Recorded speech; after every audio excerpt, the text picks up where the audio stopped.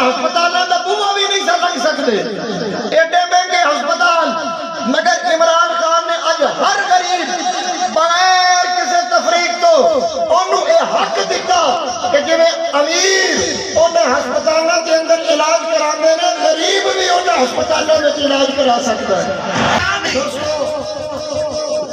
آج ہر بندہ اس سہولت کو فائدہ اٹھا رہے ہیں۔ پاکستان کی 75 سالہ تاریخ کے اندر کسی حکمران نے عام بندے نو اس طرح کی سہولت دیتی ہے؟ پھر دیکھو تقریباً 1.25 کروڑ خاندان انہوں نے ہر مہینے عزت نال اور عزت نفس مجروح کرن کو بغیر پردہ داری دے نال بڑے شفاف طریقے دے نال احساس پروگرام دے پیسے ملتے پائے نے۔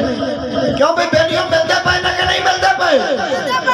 اور دوستو دیکھو آگے یہ 4 سالہ حکومت چڑھی ہے، ان دے اندر 2 سال کرونا دے بھی گزرے، اور کرونا دے دوران دنیا دیا مضبوط معیشتاں زوال کی طرف گئیاں۔